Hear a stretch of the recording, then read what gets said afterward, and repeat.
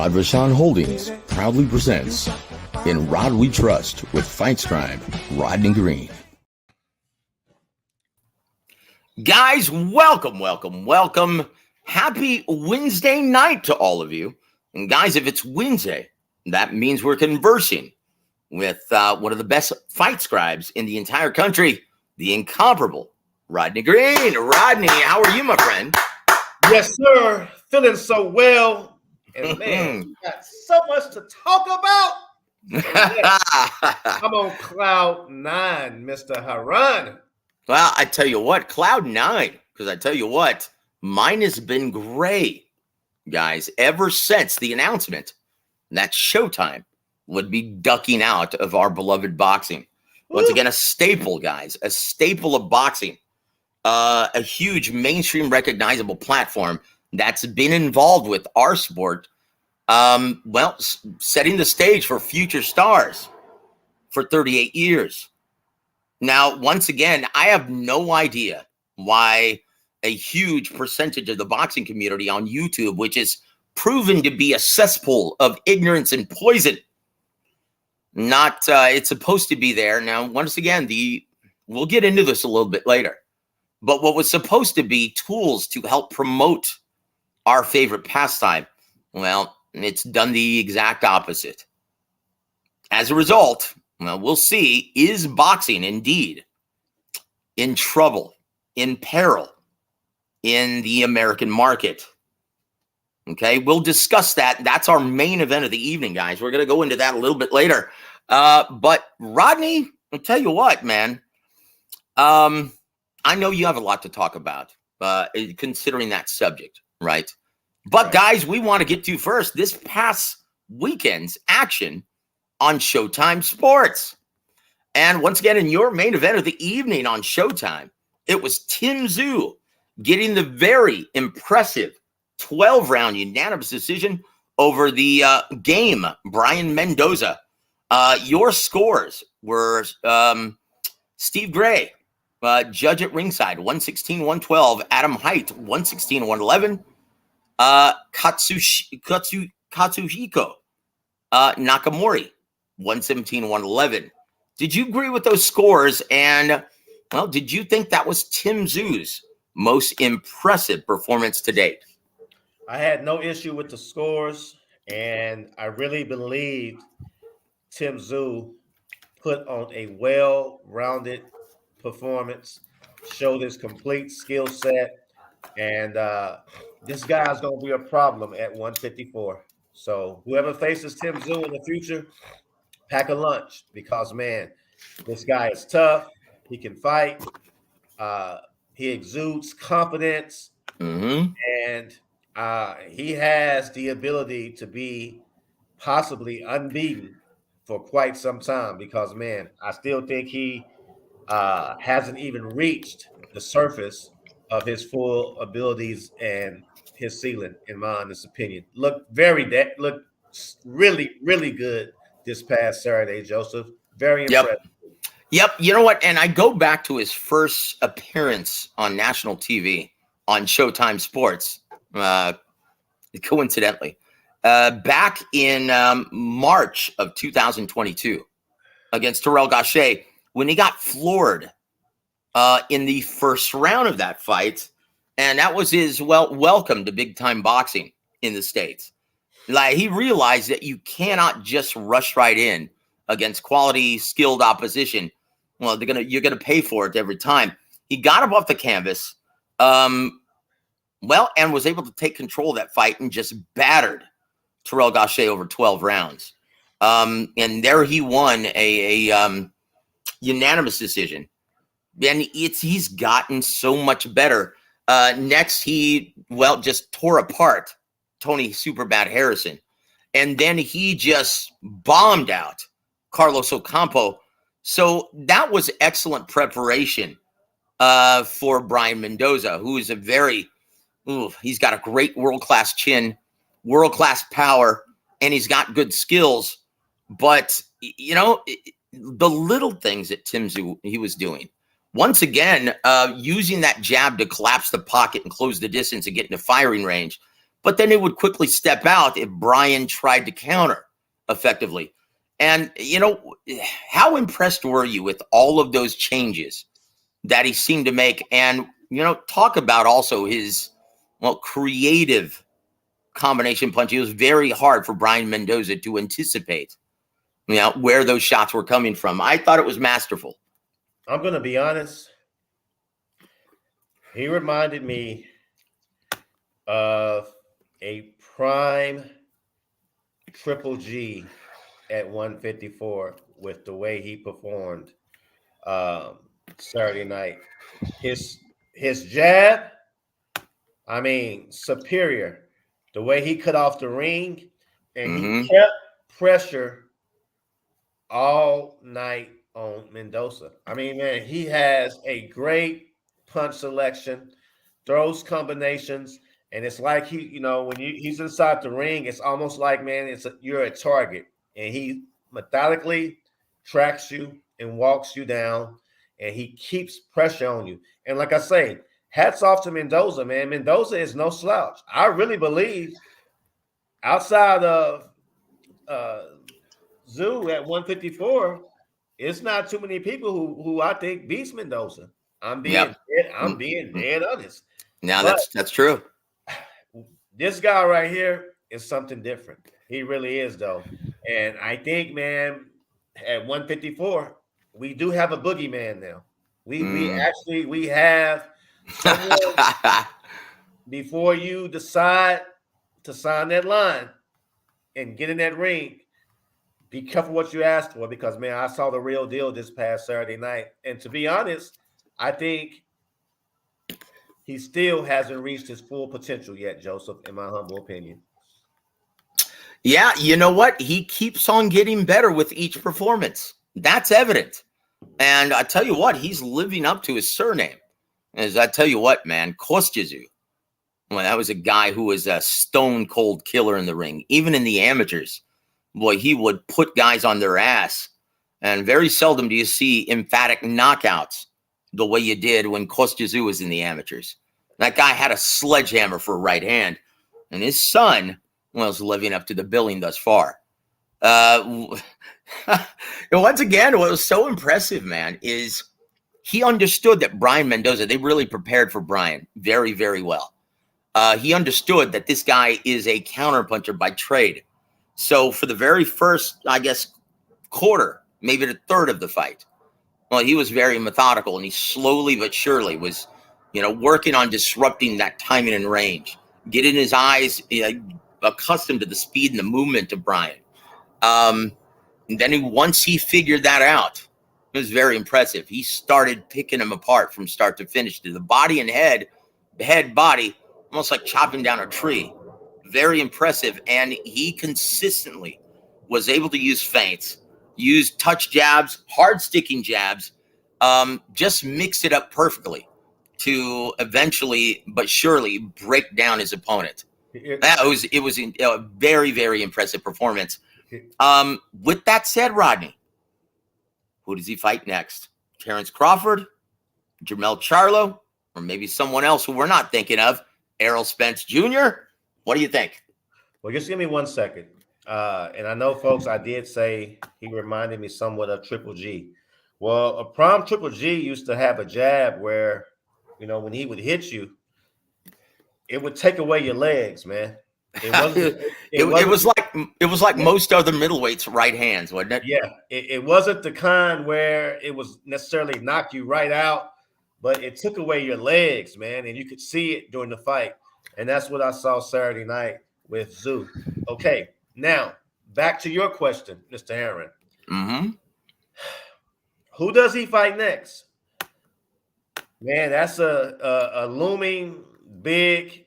That's the elephant in the room, because first of all, let's say if we did have an opponent that was lined up, ready to sign the dotted line, what platform would they fight on?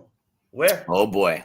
Okay. Yep. Where indeed. And then Rodney, and then you've got to answer the question. Say, here's the quandary, guys. Tim Tszyu, he's a superstar on mainstream television, and already a pay-per-view attraction in Australia, right?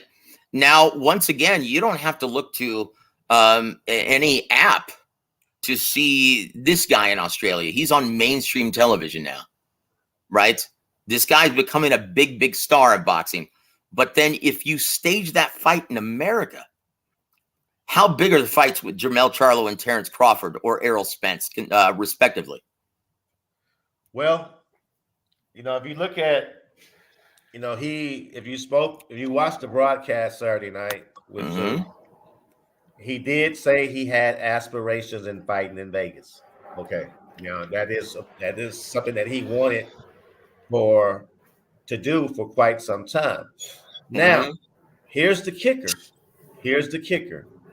If I'm Terrence Crawford or I'm Errol Spence or Charlo, am I excited about packing my bags going to Australia? Probably not. However, if you want to make the money that you're accustomed to making, then that may be a viable option. Okay. So I don't know where he goes from here. I know that he's in the driver's seat because if I'm a betting man, I believe Jermell Charlo will relinquish the belts. Okay. If I'm being quite honest. And if I'm also being quite honest, I think Tim Tszyu beats the dog shit out of Jermell Charlo. Write it, put it down. Say I said it. I think Tim Tszyu beats the living hell out of Jermell Charlo. So, wow. Yes, I really believe that. Now, Terrence Crawford, he hasn't officially made his announcement, I believe, that he's going to campaign at 154.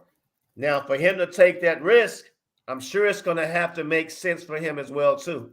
Okay, for him to take that risk to where, again, he's at the stage of his career where he's looking for nice paydays and he's earned it. So it could be, if the money's right for Crawford and maybe they fight inside the States, maybe at Vegas, Madison Square Garden, somewhere like that, where the numbers financials can work themselves out. But a lot of X factors, a lot of different variables we have to look at. And especially with Showtime no longer in the sport of boxing no more. Oh, boy. Yeah. I can't just give you a definitive answer of who he fights next, sir. Yeah, you know what? Those are all very good points, brother. And guys, if anyone listening to this is new to the channel, well, just know that we do, because we're all in this business, we have been for a considerable amount of time. Everyone on the show, Coach James Gogi, Coach Ronnie Shields, Mr. Rick Glazier, my brother Rodney Green, myself, we've been in this sport for a considerable amount of time. So our area of expertise is within the business of boxing. And so we're going to give you that explanation so you understand why some of these fights happen, why some of these fall apart. And we're going to tell you a little bit later on in the show that, guys, the house is on fire within our beloved boxing in the American market. And as well, many have thought that this is the solution, extracting Al Heyman from the equation. Well, buckle up, brother. We're going to tell you guys exactly what the real problem is, right? But looking at this, going back to Tim Tszyu, yeah, it sounds good. He'd love to fight in Vegas. But, a lot like guys before him, Ricky Hatton, Joe Calzaghe more specifically. Yeah, he came in his last two fights to fight Bernard Hopkins in Vegas, Roy Jones in Madison Square Garden, two of the fight capitals in America. It was very anticlimactic for Joe Calzaghe. And he stated, I don't understand what the big deal was. I fought in America, in Vegas, and in New York City. And guess what? I still make more money fighting at home in Wales in front of 35,000 people on a regular basis. And I think Tim Tszyu may experience this same thing. Now, I think these fights are really difficult to make because, once again, he's grown accustomed to now receiving the kind of money that he's getting on a regular basis. He's a big star in Australia. Is he going to be able to make that kind of money opposite Jermell Charlo? Is he going to make that same kind of money opposite Terrence Crawford or Errol Spence if he wants to continue, fighting at 154? But and also, Jermell Charlo, is he going to want to step in the ring with Tim Tszyu after he, for considerably less, right after he just made, from what I've been told, I was corrected, almost $10 million to lay down like a dog against Canelo Alvarez?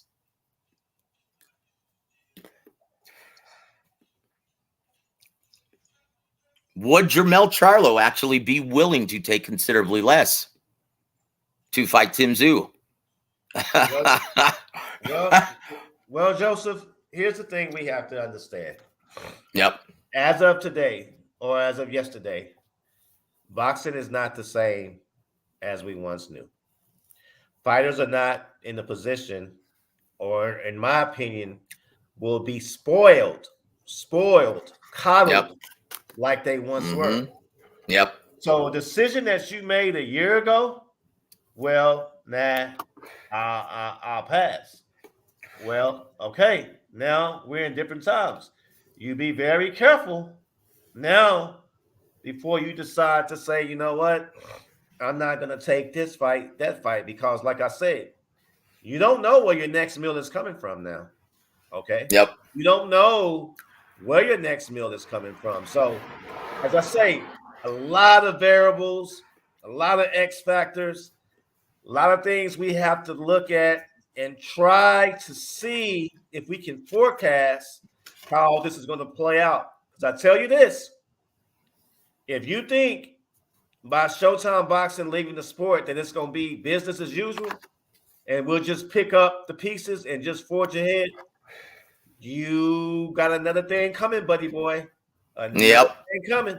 Yep, that's it. And guys, as much of a headache that it was and is to negotiate with Terrence Crawford, I cannot see Tim Tszyu going that route either. In my opinion, guys, he continues to fight.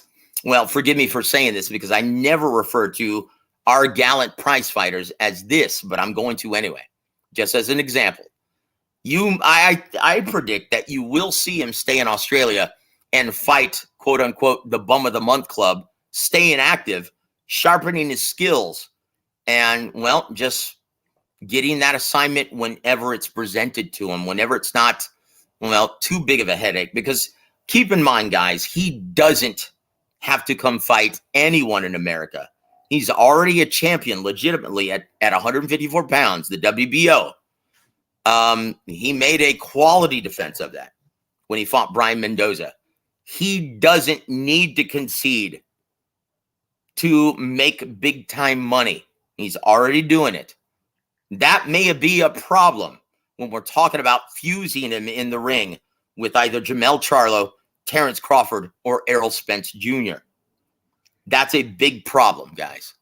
And once Terrence, we're gonna talk about him next. I tell you what, before we move on to our main event of the evening, well, first of all, any parting shots or any final thoughts on Tim Tszyu's future? And pull out the crystal ball, brother. And if you feel bold enough to make a prediction, let me ask you something. How does he fare against Terrence Crawford? And does he want to go down that route and suffer through that belabored negotiation? That's a very, very interesting fight. But if I'm a bet man, and I love Terrence Crawford to death, I might have to give Tszyu a slight edge because, again, he's comfortable at 154. Great chin, dynamic chin, nice punch variation, throws combos, great jab, naturally the bigger man. That'll be a very, very interesting fight. So at the same time, we know what Crawford is capable of doing. But if I'm a betting man, I will give Zoo a slight edge, but Crawford would make it very competitive and I think interesting forever how long it lasts.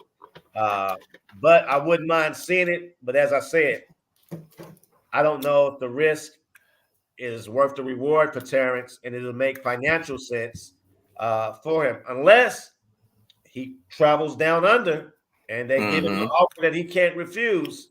Then, hey, he might have to just go ahead and just, represent one time for Omaha and go down there. If win, lose, or draw, he can check that bank account and say, baby, we are set for life. I tell you what, you know what, and whatever, whatever cons that I point out on this show regarding Terrence Crawford's ability or inability, however you choose to perceive that, his ability to negotiate, right, at a world-class level, what's expected. Guys, make no mistake about this. This guy is the best pound-for-pound fighter in boxing, and you can't take that away from him. He deserves his flowers at this juncture of his career. Guys, before we say hello to everyone in the chat, let's give Rodney Green. Oh, hold on. I need to intro this correctly, my friend. Floyd, please, the honors. Hey, we ain't ducking and dodging nobody. It's time for Fact or Fiction. Love it. There it is, and there it is, brother. I thank you, Floyd. I appreciate that. So we go to our first Fact or Fiction. Fact or Fiction, Mr. Green.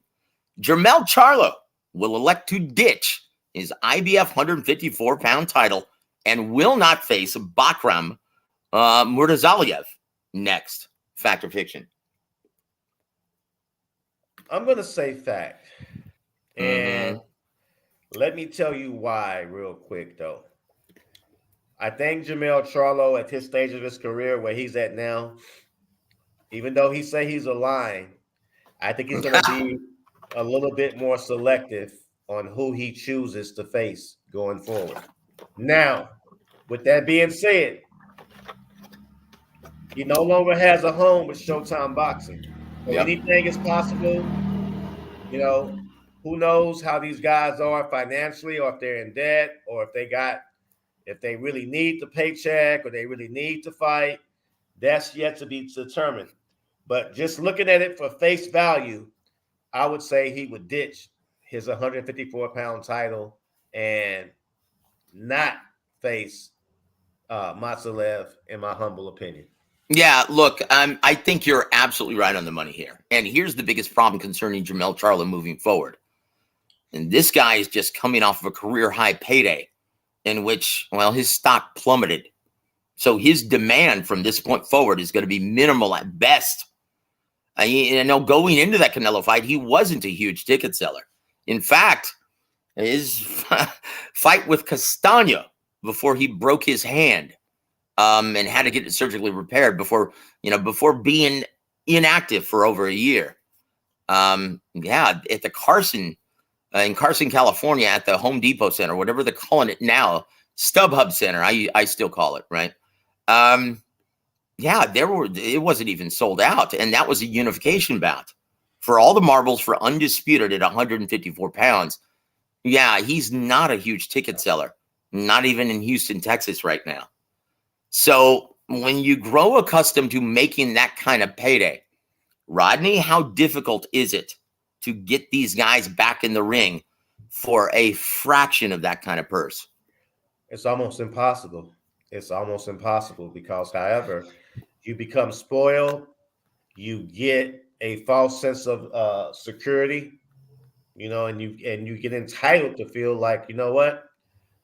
Why should I take less than what I previously made?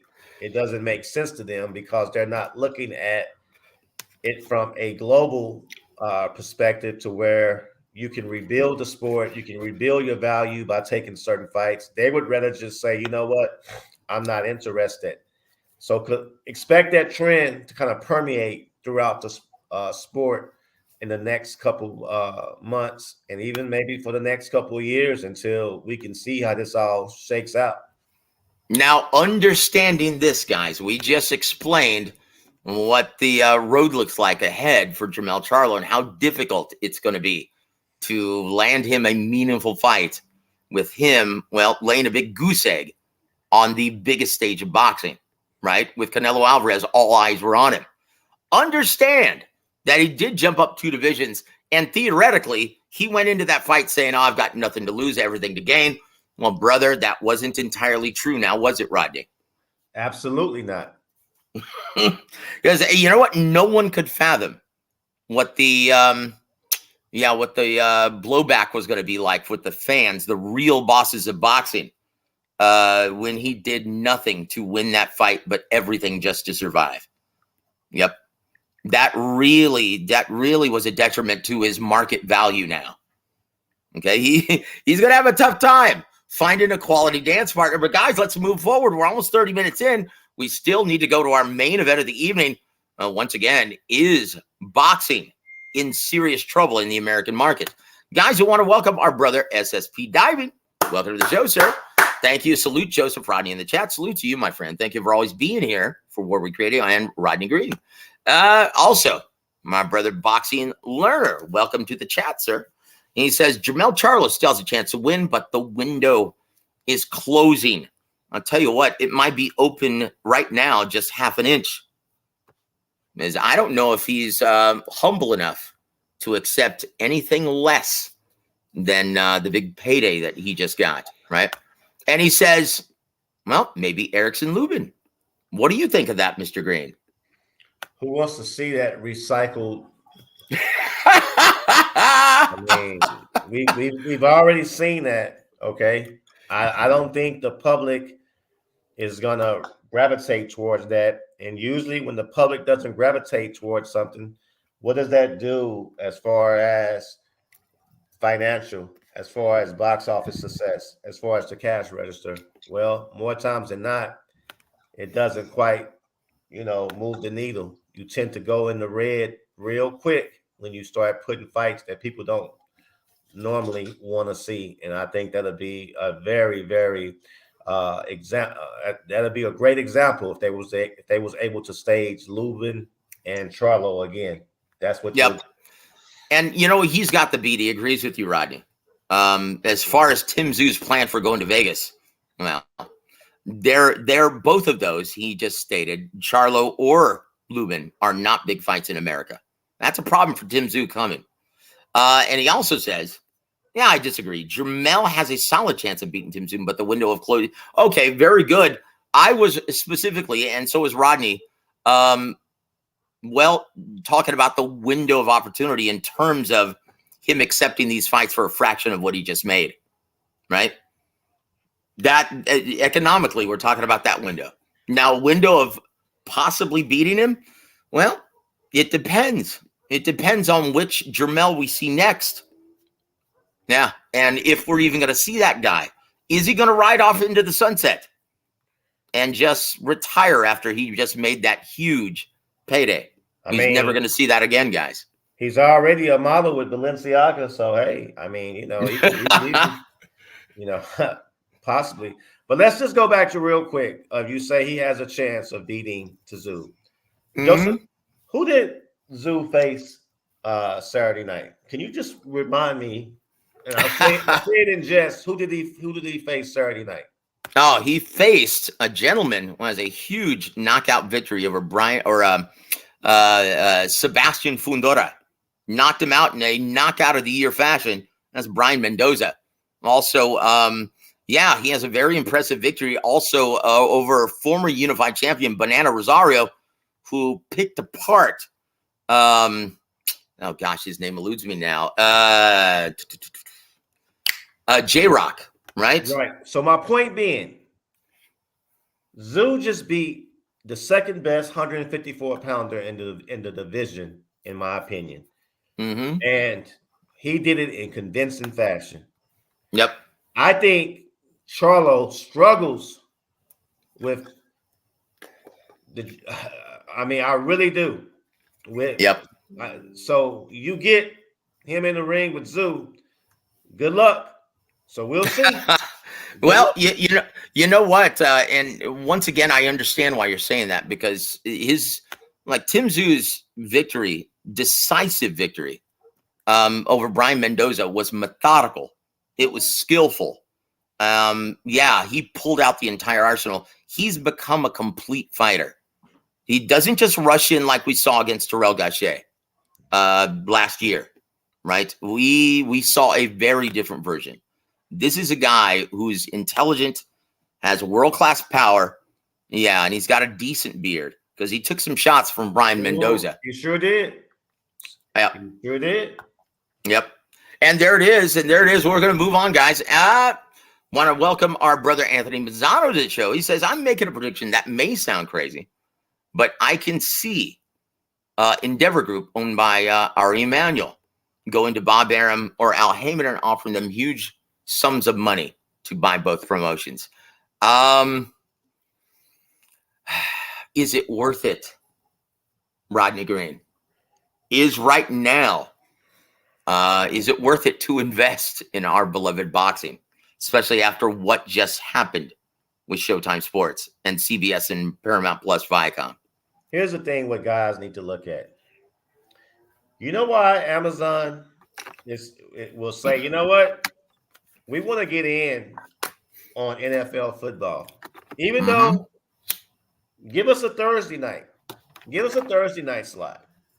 Well, they're willing to do that because you have a product that's continuously growing, continuously has a line of sponsorship, continuously, on the uptick, not struggling and not, to get another group to say, okay, man, we're going to take on these promotions and we're going to buy them outright and we're going to change the trajectory of the sport.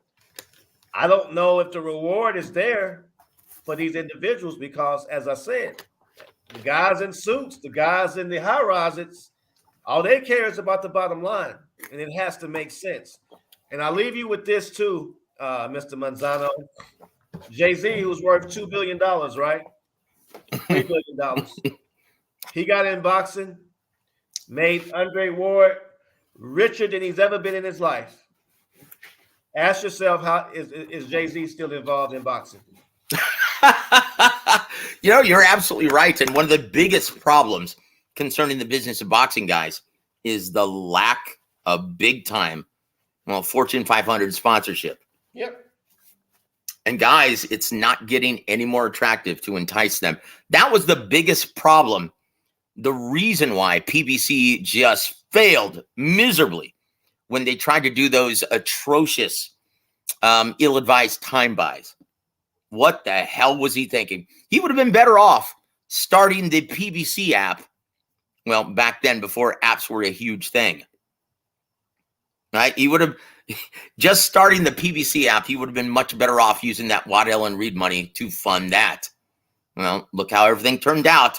Fast forward 7 years later, now he's burned through, 10 mainstream platforms. Yeah, good going, Heyman. Also want to give a big shout out to our brother G Funky Boxing. Guys, if you haven't already, please go subscribe to my brother G Funky Boxing. Well, he's going to be in Inglewood, California, supporting his client, Joe Sean James. Guys, look for that fight to open up the DAZN broadcast this Saturday night as he goes up against, the undefeated and heart-punching, my brother, Coach Ronnie Shields guy, David Dynamite Stevens. Guys, it's going to be a terrific battle of undefeated prospects in the super middleweight division. You don't want to miss that. And look for G Funky in the corner. He's on Team James. Congratulations, my friend. And once again, look forward to seeing, that entire card unfold, guys, with Alexis Rocha versus Giovanni Santillan in the main event. So good luck, brother. Have fun. And, make the most of it, my friend. Also, let's see. Boxing Learner says, once again, Eric Saluman in early 2024, Jermel in late 2024. That is, I will say those fights happen if both guys humble themselves and elect to fight in Australia. That very well may happen. But I can't see it. I can't see it. Also, my brother Outlaw, welcome to the program, sir. Thank you for always being a part of War Week Radio. He says, Jojo and Hot Rod, I tell you what, thank you for supporting the program tonight. Low Clarity says, wow. Amazing pick. I think he's referring to you saying that Tim Tszyu would prove to be too much at this juncture of both fighters' careers for all the marbles at 154 pounds. Yeah. Well, I tell you what, it's not our fault, and it's definitely not Rodney's, that Jermell left a really sour taste in everyone's mouth his last time in the ring. And once again, perception is everything, right? Everything. In any entertainment field, guys, perception quickly becomes reality, whether you like it or not. And let's see. Let's move on to our brother Off the Ropes Boxing. Hey, thank you for joining us tonight, brother. Thank you. He says, good evening, Joseph. Finally able to catch a live. I love Tszyu versus Crawford. That could be a big money fight in Australia. Look, Terrence Crawford has now become the hottest fighter in the sport of boxing with his, well, amazing, breathtaking, all-time great performance over Errol Spence Jr. Guys, keep in mind, it's easy to forget now, but before that fight, going into it, he was a top 10 pound-for-pound guy and an undefeated unified champion at 47, right? That's what Terrence Crawford did. Yeah, let's hope we get to see it because that is a great fight. But Rodney, I just have this feeling, brother. I just have this sick feeling that Terrence Crawford is going to do everything he can, not intentionally, but everything he can to, well, spoil that negotiation and the prospect of us seeing that fight. I hope I'm wrong, but I don't think I am. Your thoughts on that, Rodney? Real quick. If the Saudi Arabia connection, the guys who are really starting to get themselves more involved in boxing, to start having more events and shows, if they can be a dark horse and provide a venue and provide the bread, anything is possible to where it has to make sense for Crawford to take that chance. As I said, you know, if you pay him 15, 20, 25 million, I'm sure he'll go for it. But if you think you're just going to pay him 6 or 7 million to go up there and take that type of risk, it doesn't make sense for him. So we'll see if someone can shell out the type of jack that can both guys say, you know what, let's take this fight, let's do it. And I think it'll be good for boxing, but it's a lot of things behind the scenes and underneath the surface that would have to take place for us to really, really even get to that point to where we can seriously consider it, in my humble opinion. Very good. Very good. I couldn't agree more. Yeah, Terrence Crawford's expectancy in terms of overall purse, and you could argue that he deserves it, but keep in mind, guys, your market value in this business determines everything. And right now, he's a mainstream commodity and the toast of the boxing community here in the American market. He is definitely one of the hottest fighters. And I just hope, well, he doesn't negotiate himself out of another opportunity.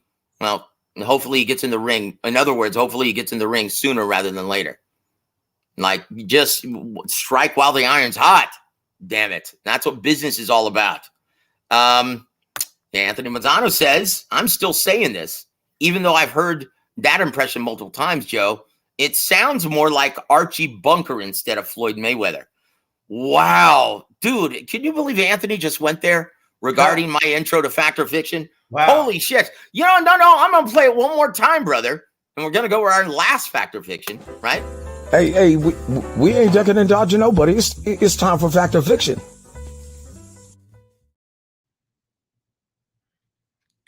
Archie Bunker? Are you kidding me? Oh, Chingao. Here it is. Final Fact or Fiction on this topic. Tim Tszyu will face Mel Charlo next after Terrence Crawford prices himself out of both potential matchups. Now, what that's saying, Mr. Green, is that not only is he going to price himself out of a matchup with Tim Tszyu, but a matchup opposite Jermell Charlo as well. Fact or fiction? I don't think he'll price himself out of a matchup with Mel Charlo because, again, you have a lot of people who are saying if they never see Jermell Charlo fight again, they're perfectly fine with that. Yeah. So don't let the illusion of him getting his record payday fool you. Of course, you're fighting the cash cow, Canelo. But if you call yourself a lion and you want to redeem yourself, and Terrence Crawford has called you out and said, look, your itch ass is next. And you said you're willing to fight him.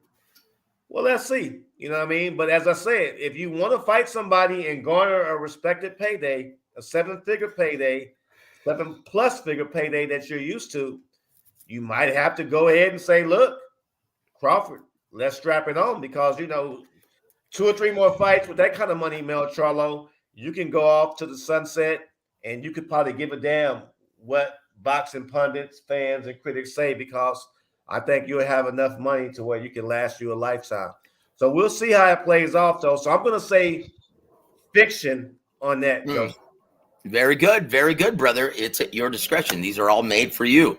So I tell you what, let's move forward before we get into tonight's main event. Let's see, Mr. Adam Montequilla Lopez, welcome to the show, sir. It's been a minute. Said, yeah, I feel boxing is done in the U.S. Oh boy, and I should have waited to announce that last because that's a perfect segue into our next topic. But we need to move on to say hello to our dear friend, Team Batman Boxing.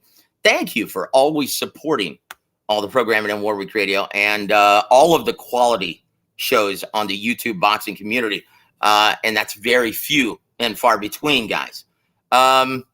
So he says, yeah, I get the sense that he genuinely dislikes Jermell. Yep, he sure does. No. I think he's talking about Timmy Tszyu.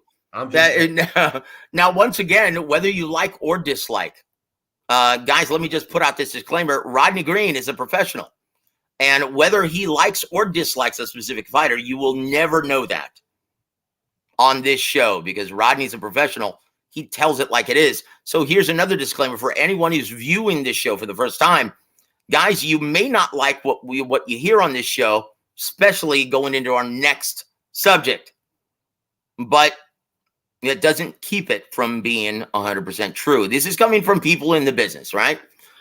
So once again, big shout out to my brother, Adam Montequilla Lopez, a former prize fighter, former total badass in the ring, man. Loved watching you fight, my friend. It was a pleasure to be able to work with you all those years ago. 2-1-0, baby. There it is. There it is. I will say this, though. Rodney, here's our main event of the evening. Yes, sir. Let's go. Let's go. Oh, geez. Is boxing in America doomed for failure? Because once again, you're getting a lot of, surprise, a ton of ignorance floating around the YouTube boxing community where they just don't get it. They think, oh, okay, Showtime is out of the equation. Now we can get down to putting together the best fights. Is that true? Is that something to look forward to? Do these fans even remotely understand what the primary issue is concerning the woes in the American market? I think by Showtime closing its doors has possibly put another nail in the coffin. Now, with that being said, we're in trouble. As far as the U.S. market, we are in trouble because we don't have the household names. We don't have the corporate sponsorship, and we don't have a true place we can call home as far as a network. So when you don't have that, it's like a foundation for a house. A foundation, but what do you have? You just have a idea. Okay, you don't have anything that's put together, that's structurally organized, and that's where I see the sport of boxing right now. But Mm. I always say sometimes you have to destroy to rebuild. Now, what does the rebuilding process look like? Well, first and foremost, these inflated salaries, okay, these record-breaking, Mm. massive paydays, that's going to come to a screeching halt. You remember when Floyd Mayweather first signed his deals? Oh, Floyd signed for 250 million, 300 million, 400. Aha. Yeah. You see what Yep. happens now? Now we're Yep. seeing the after effect of inflated like purses. Now it's come back to bite the sport. Now, where do we go from here? You know, Mm-hmm. that's a very interesting question. So I think right now, I think the sport is dead in the US. It might be where we have kind of like when America needs money, they reach out to the individuals or the families that control the oil industry and Yep. ask them for help to help us fund the war, to help us borrow money to get the look for that to happen in boxing to restructure and resurrect the sport and maybe get some new blood, some brilliant minds, and to kind of have a different pay scale to where it not only makes sense for the fighters, but it makes sense for the venues, the networks, the promoters, everybody involved. Until that happens, look for us to continue to be in the same boat. Well, yeah, and you know what? Just to have a greater understanding of what Rodney's talking about, right? Let's look at how this happened with Showtime Sports, because once again, Showtime, and it's shocking to me. Steven Espinoza, a very smart man, and he genuinely cares for the health of the sport. But go back and see how this created, how PBC was created. I can say the same. Richard Schaefer, who's now working for AXS.com and doing very well over there. Yeah, Richard Schaefer was a brilliant guy with a great business acumen. How on earth did he let Al Heyman convince him that it was a wiser business decision, being CEO of Golden Boy Promotions, to let this gentleman feature all of his entire roster of talent and let them maintain their free agency status and not sign them to long-term contracts with Golden Boy Promotions? He basically tanked his career in boxing. Al Heyman convinced him of that, and this is a very smart man.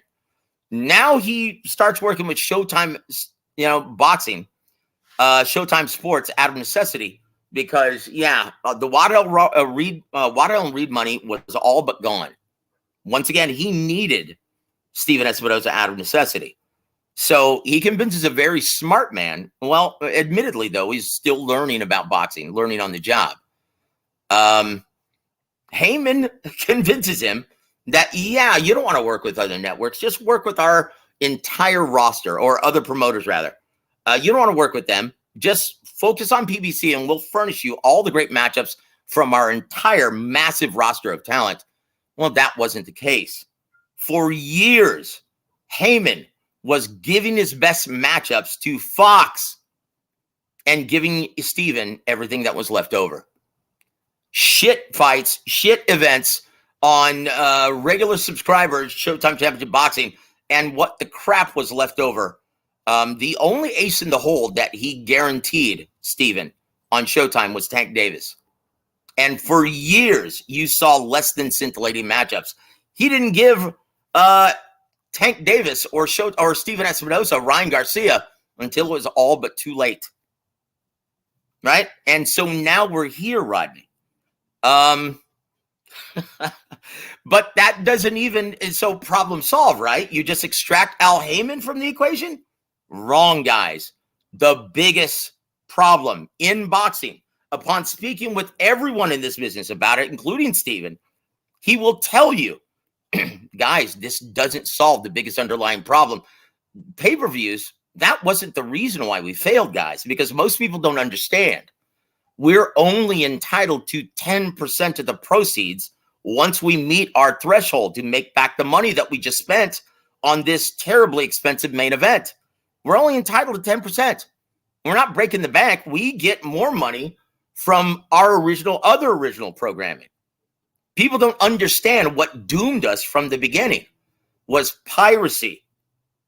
Piracy. Now, keep in mind, Showtime Championship Boxing, their numbers were so abysmal this year that it became impossible for the brass at CBS and Paramount to justify spending that much money on that kind of programming. It wasn't the pay-per-views. Pay-per-views that was just the cherry on top of what should be all of your success with the other original programming, regular subscriber programming. But here was the problem, guys, and this is going to be a problem up next, DAZN and ESPN. Guys, the demographic, Rodney, that Showtime Championship Boxing subscriber appealed to most was the demographic that is no longer spending money.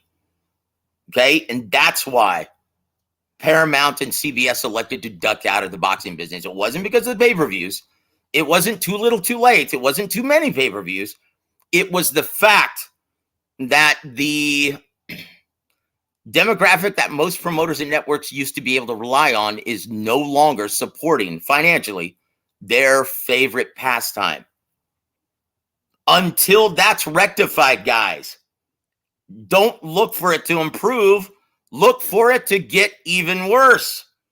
DAZN is the next one on the chopping block. Rodney, am I wrong about this? And what's the solution? You're absolutely 100% correct. You really are. You know, just look, sometimes, Joseph, I think when you have a culture that has been permeated with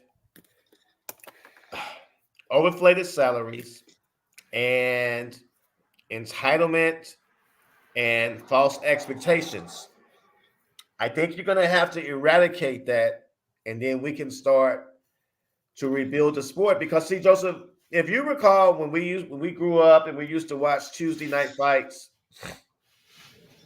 on USA, you remember that? I still love it. Yep, love it. Right. So that was an organic love that we had for boxing that we could witness, right? And you had a good platform. Now, let me ask you something.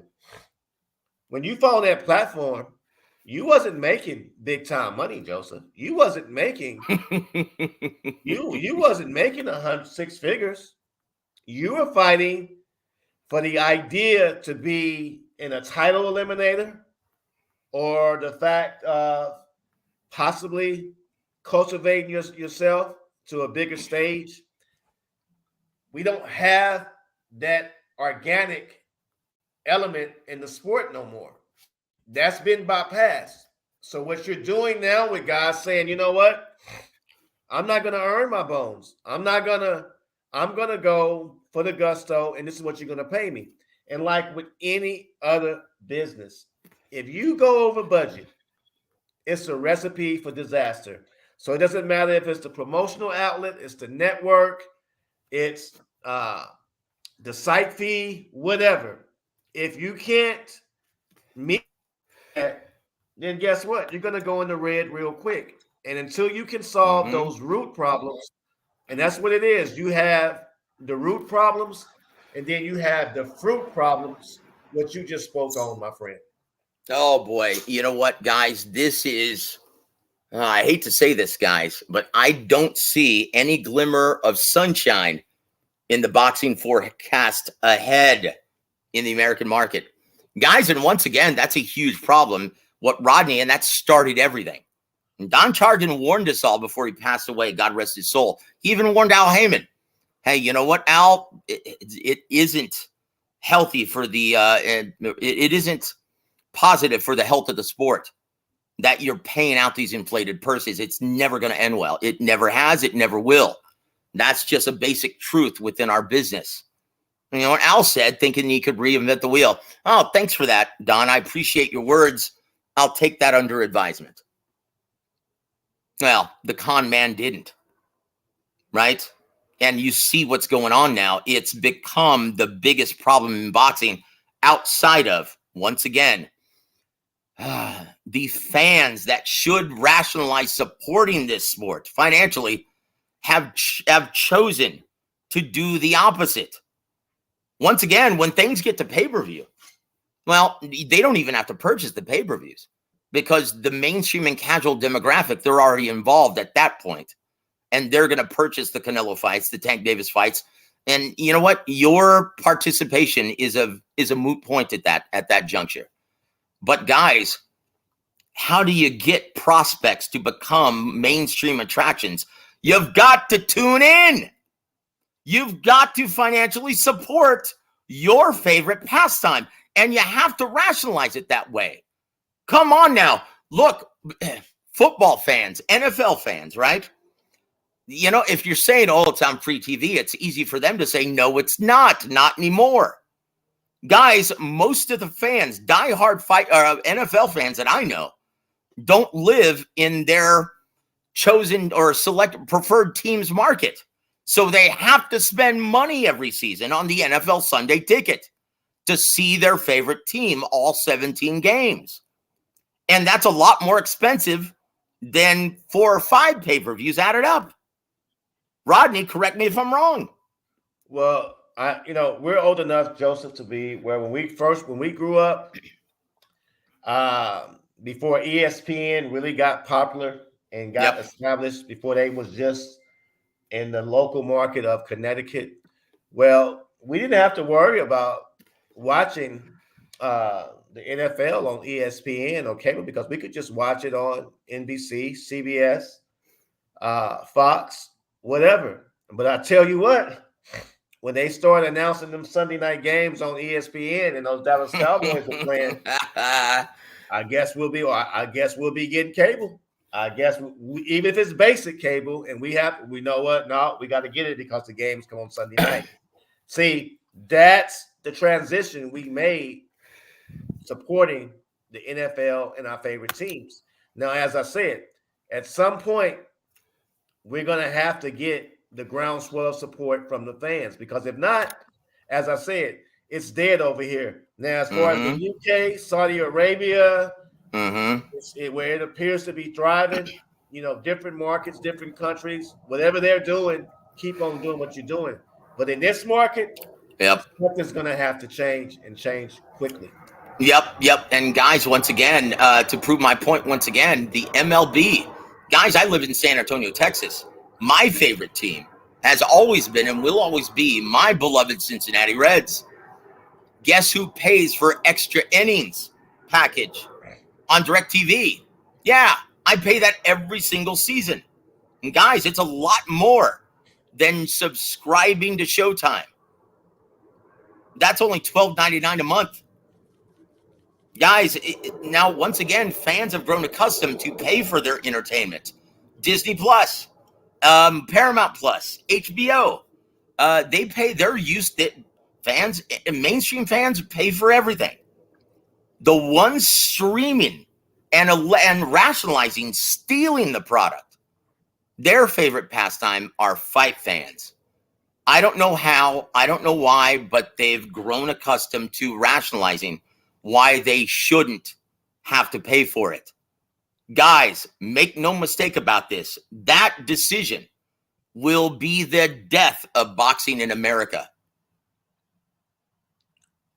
Guys, no one is in business to where their preferred clientele, right? No one is in business with their preferred clientele stealing from them every time they stage a show. That's what you're doing, guys.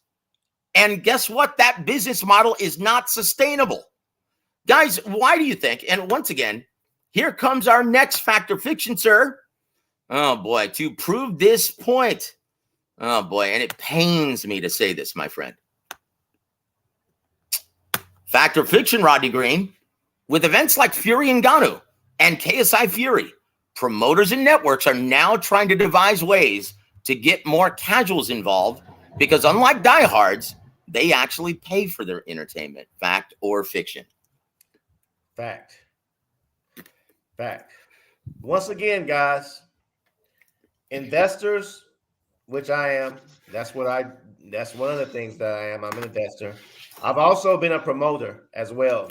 Mm-hmm. And as at the end of the day, you're concerned about the sound, the lighting, the presentation, what everything's going to look like. But most importantly, you know what you're really, really concerned with? What's my profit margin at the end of the day when we close the doors? Mm-hmm. And you have to be creative. And I think you're finding someone like Tyson Fury, who's validated as a first ballot Hall of Famer, all-time great, but has the personality to make that transition and switch to do something with Nagu, and to where you can kind of merge and have a fusion of two recognizable figures from different worlds, bring them together. Now, it may be a farce. It may be not what we expected. It may wet the palate. It may not wet the palate. But I tell you what, it's going to pay the bills at the very least. Yep, that's it, guys. No one is in business, any entertainment field, to lose money. Why do you think Disney just forced ESPN to lay off so many people? Yeah, because they're not meeting their nugget. They're not meeting their bottom line. That's it, guys. And boxing, the fringe pastime that it's become in the American market, it's in serious trouble, guys. The house is on fire. And you guys are just standing by watching it burn to the ground. Be proactive, guys. Do something about it. Or else, well, if you want to see boxing in your local area, you're going to have to buy a ticket. Because that's what our future looks like unless you guys do something. Hey, man, our show is getting ready. It's starting to sound like a PBS fundraiser. Dude, it's sad. It's sad, but that's the state of boxing in this country, in the American market. Like the fans, they don't seem to care. It's like they are busy belly aching, complaining that why are we seeing circus events like Fury and Ngannou, KSI Fury? Guess what, guys? Because you're not paying the bills. So if you're complaining about it, chances are it wasn't directed and to try and attract your demographic, because your demographic isn't paying for shit. Pardon my French. Rodney, is this what we have to look forward to next year and the year after that? I think it may become the norm for quite some time. Now, as I said, I think a lot of individuals don't understand how dire and how just as much trouble we're really, really in. Come 2024, I think we have one pay-per-view left this year, Joseph, as far as a big fight. Correct me if I'm wrong. What do we have left this year? Well, if you want to get into that now, we were going to get into that to tell in the show, but I guess we're already here. No, I guess we're already here. Hold on. Here comes the last fact or fiction of the night. Here it comes. Boom. Fact or fiction, Rodney Green. Benavidez versus Andrade should prove to be the best value for fans' pay-per-view dollar on November 25th. Guys, just to let you know, Rodney, as well as everyone out there, this is shaping up to be a fantastic card. Opening up the pay-per-view will be Subriel Matias versus Shoshan Ergashev for the IBF 140-pound title. That is a great matchup. Up next on the bill, Brandon Figueroa versus Josue Vargas.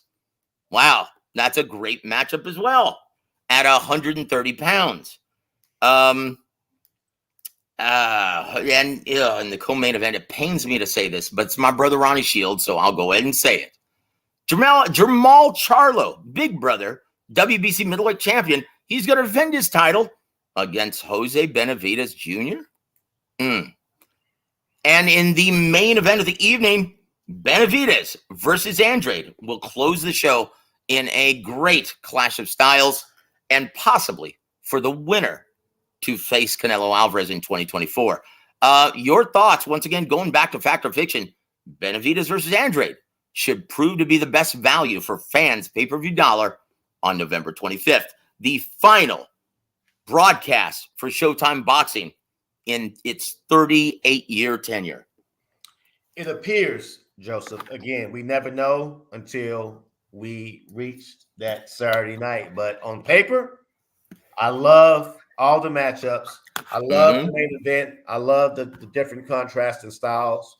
I also believe that Benavidez supporters will be out in droves and will really create a great energy, for the fight. I love the venue, with the fight being uh, Mandalay Bay, one of my favorite hotels. I mean, I love everything about this card. I think we're going to get a nice return on our dollar that we spend.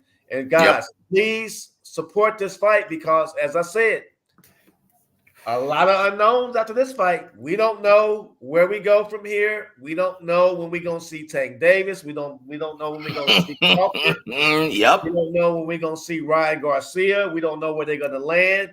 So again, please support this fight, and hopefully enough support gives the powers to be when they go renegotiate or go to Amazon or wherever they plan on to try to take the sport or our product, to have something tangible as far as with some good numbers as far as support and pay-per-view. Because as you said earlier, Joseph, I don't think the pay-per-views have really been that bad this year. We've had some good numbers.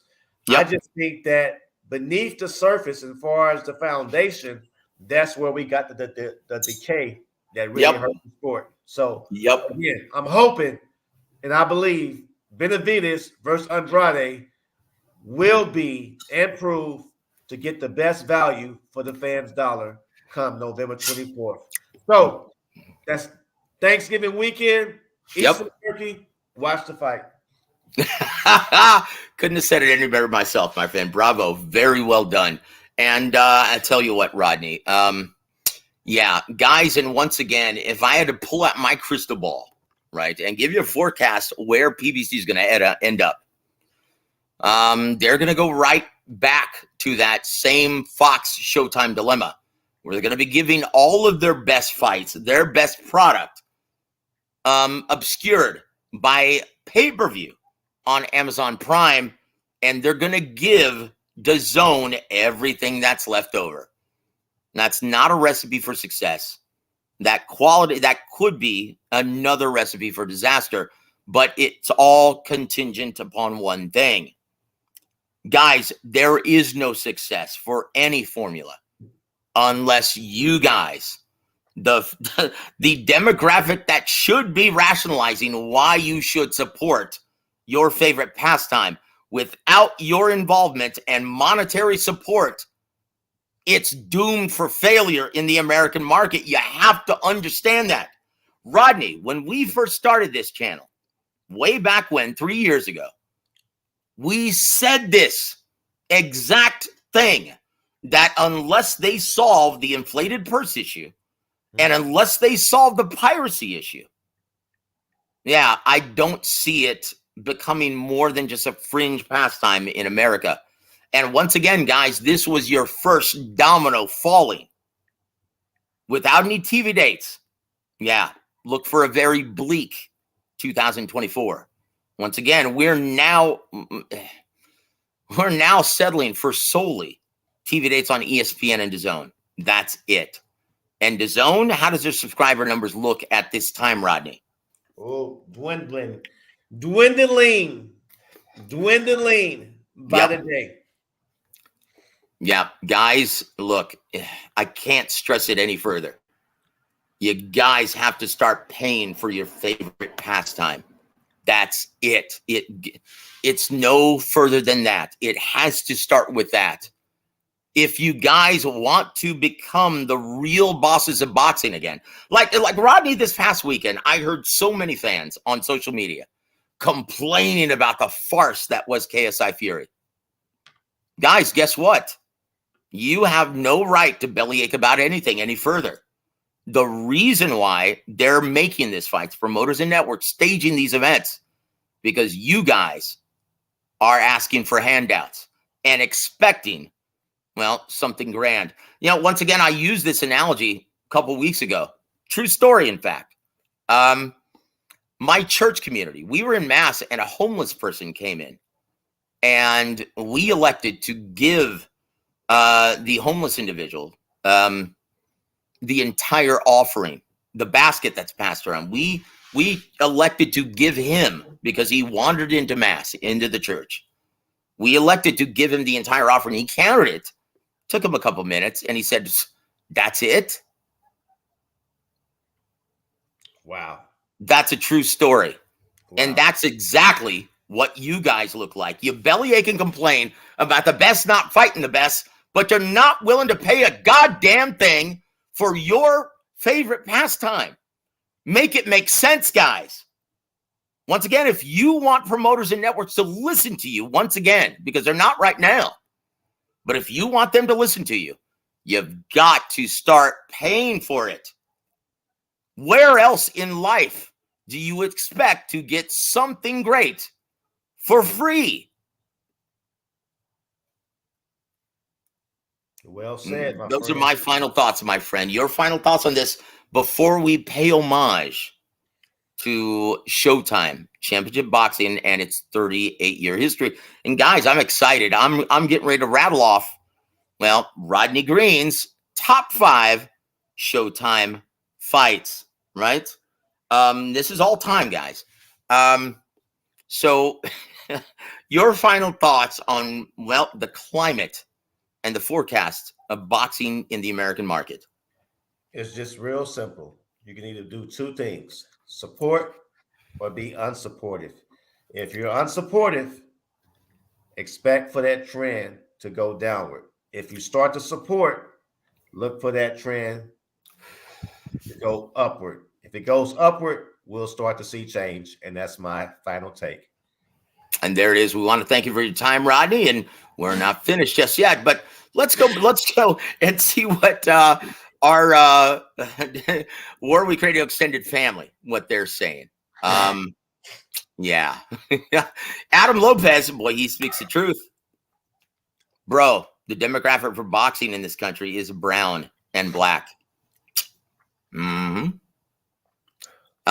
So yeah, I'm talking to my brothers, and Rodney's talking to his on this show. Guys, once again, this is why we're talking like this, because we know we're speaking to our own.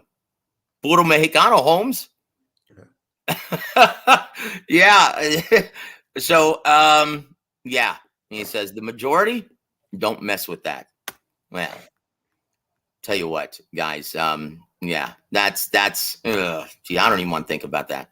And Boxing Learner says, the zone sucks. Well, Rodney, hopefully that changes when they start doing business with Al Heyman and they start putting together fights a lot more like what we saw this year in Tank Davis versus Ryan Garcia. That did very well for Showtime Sports. But once again, guys, the key is you've got to subscribe and support the regularly scheduled programming, the stuff that's just for the subscriber base. That's it. Now, Outlaw says, yeah, very disappointed in his own this year. Very disappointed. Low Clarity says, I'm optimistic.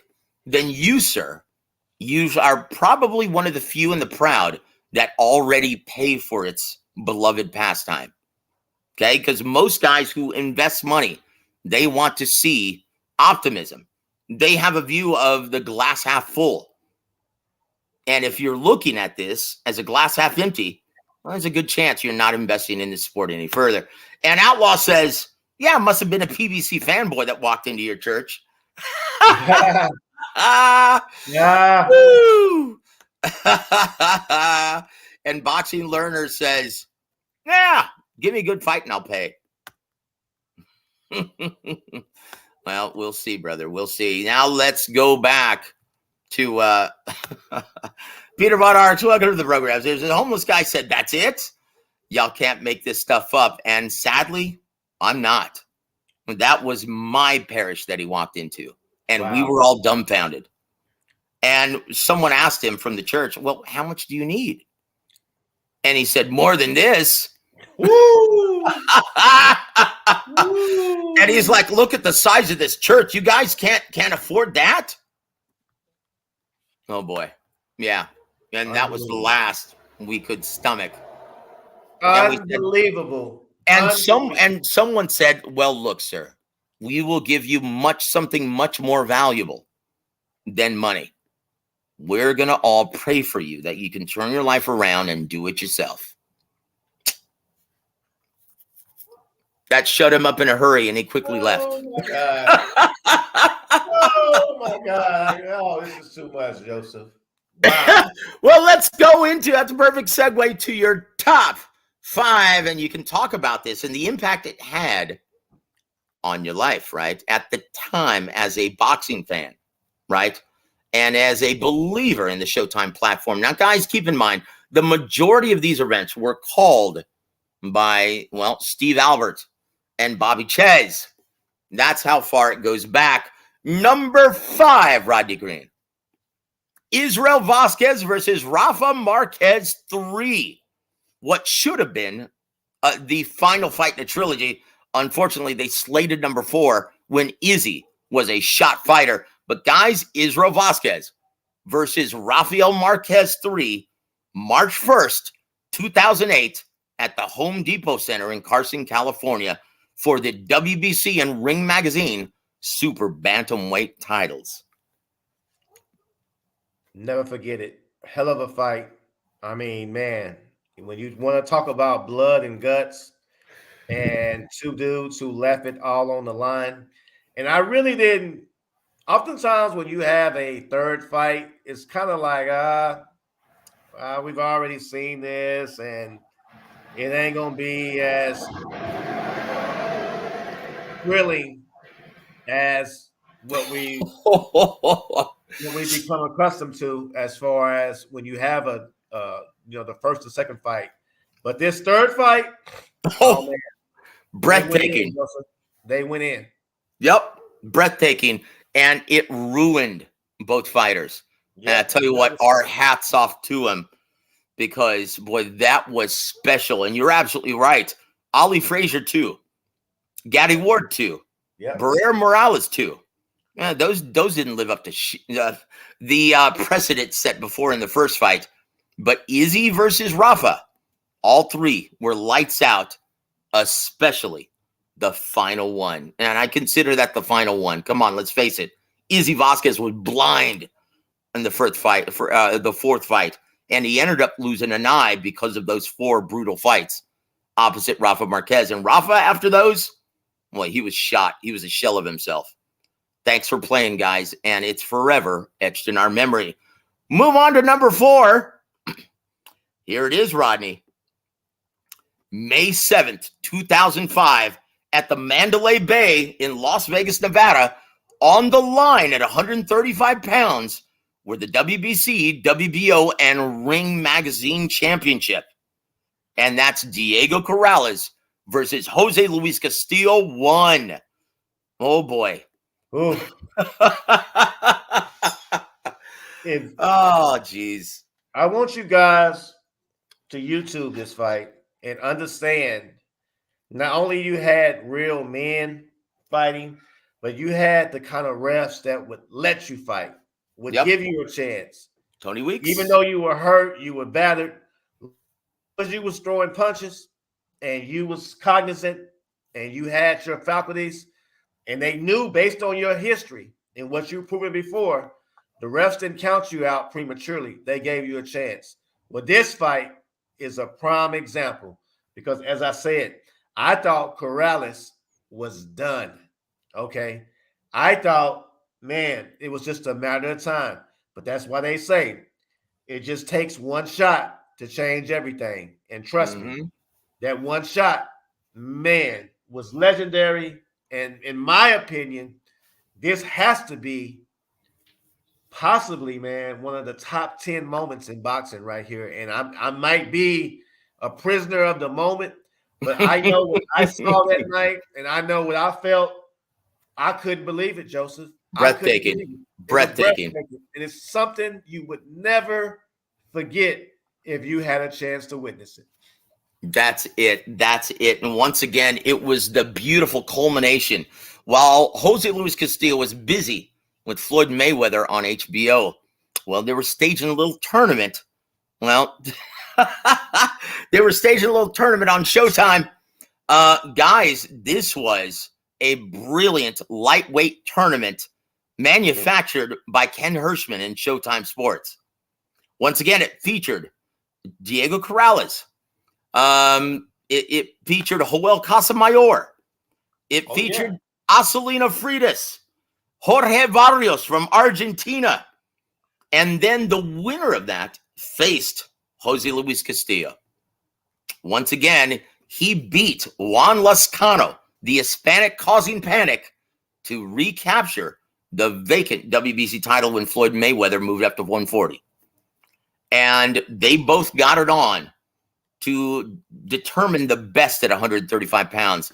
And I tell you what, very few fights live up to that kind of billing.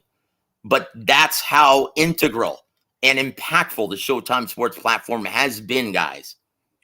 In the immortal words of Roy Jones, y'all must have forgot.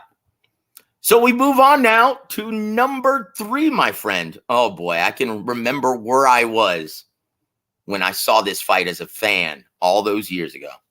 I wasn't in the business yet.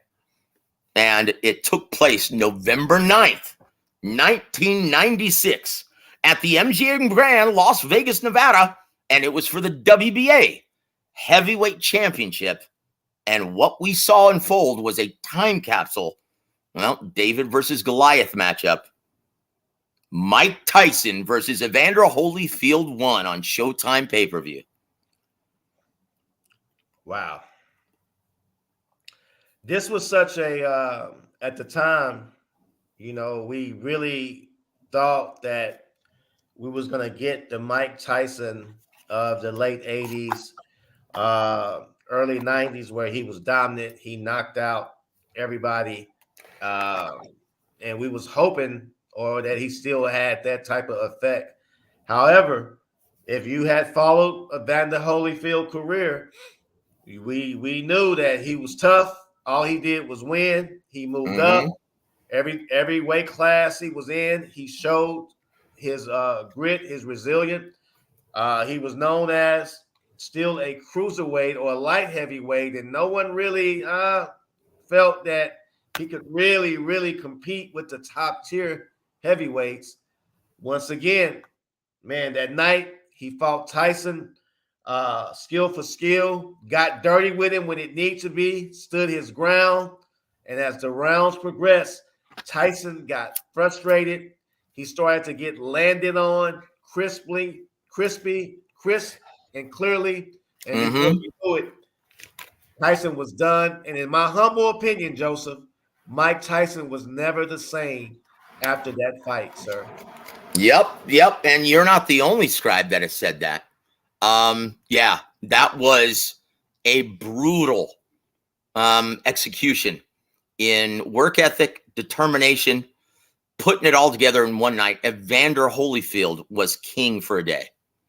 And boy, he put forth an all-time great performance against someone who people thought was, well, the baddest man on the planet.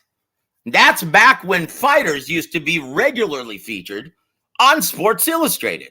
Yes. Shit, now they're featuring Jake Paul. I wonder how that happened, guys. But look, guys, what made this such a brilliant fight, and everyone, the entire boxing community, all eyes were on this that night. Because, you know, everyone wanted to see that fight, well, before Tyson was incarcerated in 1992. So he had to move on without him, but the demand was still there. So as soon as Tyson got out, well, everyone started banging the drum for that fight. And guess what? It didn't disappoint. So because of the financial success as well as the critical acclaim, That is Rodney Green's number 3 fight all time on Showtime Championship Boxing. Number 2. Oh boy, when I saw this, it was breathtaking. Once again, this took place February 24th, 1989, Conventional Hall, Atlantic City, New Jersey. And it was for this gentleman's WBC middleweight crown, facing a gentleman whose career started at 135. And I'm talking about the breathtaking effort and all-action scrap of Roberto Duran versus Iran the Blade Barkley. No one thought, Rodney, including yourself, that Roberto Duran could move up to 160 and punish the champion. Your thoughts on this amazing Hall of Fame performance by a legend like Roberto Duran over a very tough Iran the Blade Barkley? Here's the thing. I'm going to be honest, man.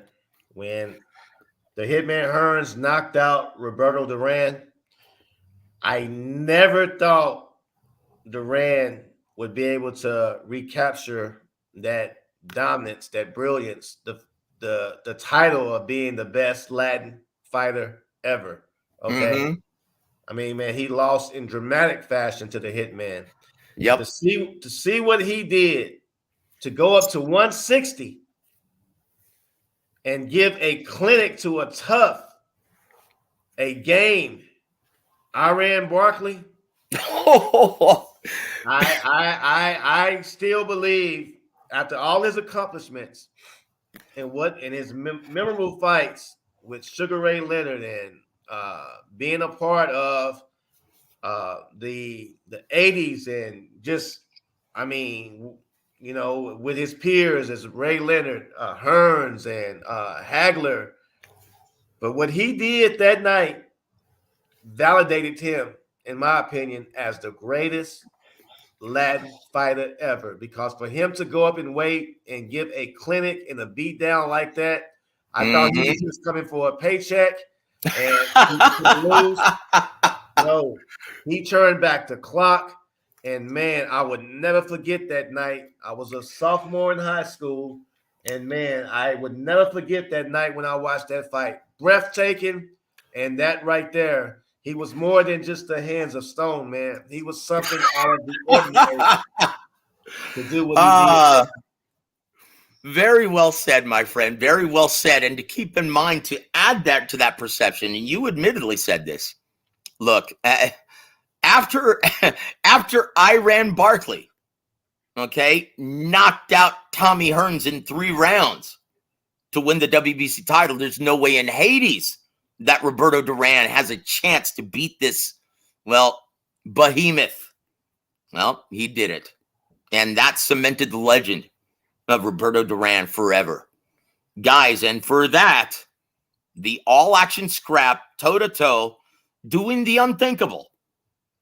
Well, that's Rodney Green's number 2 fight all time on Showtime Sports. Are you ready for number 1? And to be honest with you, this had completely eluded my medulla, and I'm ashamed to admit it until you reminded me of this. And yes, it was stunning. This was an all-time great fight. Oh my word. It took place March 10th, 1986 at Caesars Palace, Las Vegas, and it was for the undisputed middleweight championship. Marvelous Marvin Hagler versus John the Beast Mugabe. Wow. And guess what? And the reason why it's number 1, not only was this a breathtaking strap, this was Showtime Championship Boxing's first ever broadcast. Yep. And it resulted in one of the greatest middleweight championship fights of the modern era. Rodney, your thoughts, sir? Man, may the marvelous man rest in peace. Yes, sir. Man, when I tell you this is probably my top 2 fights of all time, and you might say, oh, go to round 6. I believe it's round 6 or round 5, and you will see, man, you had to be a man in that ring, though, because, man, both men were willing to die in that ring. And, man, what they gave us that night, and I was small. I may have been only around 12 or 13, but breathtaking, speechless, and it was an electric night too, man. And I just think that, man, Hagler and W.A.W, you won't see many fights that I can believe that would trump this. Action-packed, both wasn't given an inch. Come forward, both wasn't hard to find. Iron chins. Yep. And, man, pain was served all 12 rounds. And 11. He knocked out Mugabe in the 11th. That's right. Knocked him out in the 11th round. But what a way for Showtime to kick off their programming. You couldn't ask for a better fight, Joseph Herring. And I would encourage all my listeners, YouTube that fight. I promise you, you'll see the stark difference from then and now. Oh, like night and day, my friend, because once again, 154-pounder. John the Beast Mugabe, undefeated champ, moving up in weight to face the marauder of the 160-pound division. He was 26-0 with 26 knockouts, right? 10 of his stoppages coming in the first round, John the Beast Mugabe. Guys, that's what we expect when we see the best moving up in weight to fight the other perceived best. Not this bullshit that we saw the other night on September 30th, where a guy lays down like a dog. Yep. And isn't it only fitting that Showtime is, well, throwing in the towel, so to speak, after that, well, their most recent pay-per-view on one of their last broadcasts compared to their first one. Ain't that a shame? Yep. Ain't that a shame? Absolutely. Oh, boy. I tell you what, and it's been sad to watch. Now you can act, well, at least Showtime Championship Boxing is trying to go out with a bang rather than HBO going out like a whimper. Well, I tell you what, at HBO, seeing them pack it in the final year of their programming, it wasn't like this. It was miserable. They were trying to, well, prop up the Hebrew Hammer as a mainstream attraction. That's how low things had gotten over at HBO Sports. Well, credit to Steven Espinoza to, well, trying to die with his boots on. All right. I'll tell you what, though. Rest in peace, Showtime Championship Boxing.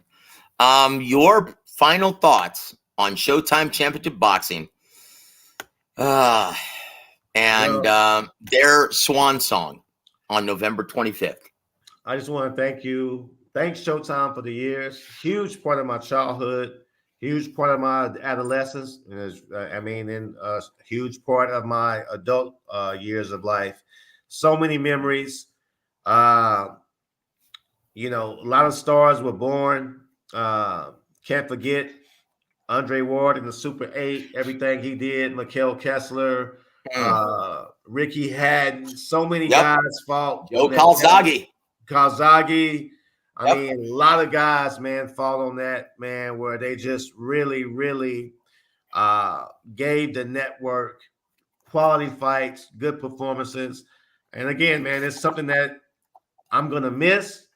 I don't know where the sport goes from here, but I will say, Showtime, you did good. True fight fans appreciated you, and thank you for everything. And those are my final thoughts. Well, I tell you what, couldn't have said it any better, and it is indeed a solemn day for any real sports fan. Guys, if you're new to the channel, you're not going to see real sports fans with this terrible, detrimental news to the health of the sport. You won't see us dancing around a campfire. No, you won't. Okay? But unfortunately, the YouTube boxing community has produced a bunch of ignorant haters that have chosen to do that exact thing. Guys, understand that Heyman, although he was indeed a problem for the health of the sport and the practices that he helped create, guys, he's not the biggest underlying issue concerning our business. It's all of you. Once again, there is no business that will survive without its primary clientele stealing from the house. It doesn't work that way. But before we sign off, guys, and once again, I want to thank Rodney Green for setting the stage. And once again, guys, we would like to thank our sponsor, Rod Vachon Holdings. Guys, if you're in the market for a home in South Texas, and if you're a part of that mass exodus from states that have become unlivable, like New York, Florida, and California, and want to move to the great state of Texas, guys, call the best, Rod Vachon Holdings. If you're in the market for a new home, go with the best, guys. And then he says, Adam Lopez, I should be number one. Yeah, you know what? This is a sad day for us as well. And it's a sad day for, I know, my brother Montequillo, who was featured, I think it was 6 times on Showbox. Yep, that's true. Yep. Yeah, you were a badass, brother, and everyone loved to see your heavy-handed counter-punching style. That was Montequillo, Adam Lopez. Tell you what, yeah, we missed that. We're going to miss a lot more Showbox guys, and that's such a damn shame.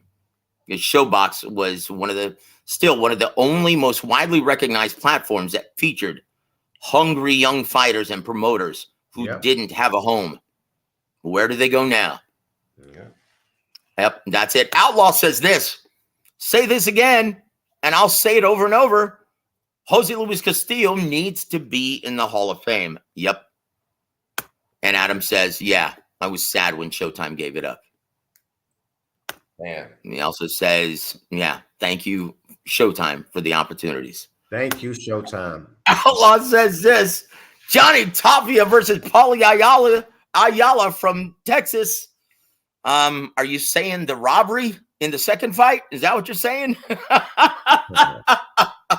That was a breathtaking strap. Yeah. And it was all balls. But yeah, it's a reason why we didn't include it. Guys, come on. If you're honest with yourself, Tapia Ayala, great 2 fights. But that can't even touch anything in Rodney's top 5, brother. Come on, be honest. Anthony G says, yeah, and they need to stop stealing from fans with these hype jobs fights that shouldn't be on pay-per-view. Guys, you know why they're in pay-per-view, right? And this is the last thing that we'll cover on this. And thank you for bringing that up, my friend. Thank you for supporting Rodney on tonight's show. Do you know why? And once again, there's a reason why a guy like Demetrius Andrade wants a small fortune to step in the ring with someone with the reputation and the skill, power, everything at 168 pounds. You know why? One, well, because he's grown accustomed to receiving inflated purses from Eddie Hearn, someone who's still trying to figure out the American market. And lo and behold, he's done it again with Haney Prograis, paying guys much higher than their realistic market value. But you know what the most important reason is? Why these guys demand a small fortune to take these calculated risks? Because of you. Once again, guys, because of you guys. If you didn't treat fighters like hot garbage for stepping up in competition and getting their ass whooped, if you guys didn't leave them for dead, they would take more risks. You have to understand that. Rodney, am I wrong about this? In the old days, again, I'll give you an example. My all-time favorite fighter is James Toney. When Roy Jones beat his ass, I never wavered, switched up, lost respect for James Toney. He was still revered in my eyes. Once fans can take that ideology, I think that's going to really, really bode well for the sport, Joseph. Yep. Guys, once again, when we were just fans, Rodney and I, before we had more of a, before we were in this business, Fans were healthier back then before the advent of social media. I know it seems like we're dinosaurs to you guys, but before the advent of social media, when a guy lost at the elite level, yeah, they said, well, you know what? There's no shame in losing against the best. Look, there's one reason. If a guy's undefeated, that means, well, more than likely he just hasn't fought against the best yet. Fans used to talk like that. Do you remember back then, Rodney, when fans were sensible and rational and wanted to love their fighters? Absolutely. And that's it, guys. That's it. You have to understand, right? That, and we say this a lot on this program. Somewhere along the way, fans have convinced themselves. Sorry, I'm starting to get like Jim Lampley and get emotional. Somewhere along the way, fans convinced themselves that it was a more intelligent and insightful way of looking at their favorite sport through a negative lens. Quite the contrary, guys. It means you're not looking at everything the right way. Choose to be the optimist. Choose to look at your sport in a half glass full mentality and rationalize why you should support it from this point forward, because it serves no purpose and it's going to be the demise of our beloved boxing. Guys, with that said, we're going to leave you with that. Rodney, I tell you what, this has been one of my most memorable shows our most memorable shows that we've done together. Since we've been working together for what, over a decade now? Yep. Yes, sir. Yes, sir. I tell you what, it's sad though. It's sad though that it has to be at the expense of Showtime Championship Boxing. Great 38 years, but yeah, we've got to move forward, guys, and we only move forward without your participation. Guys, on behalf of Rodney Green, I'm Joseph Herron. You've been listening to In Rod We Trust on Warwick Radio Network. Have a great evening, everybody.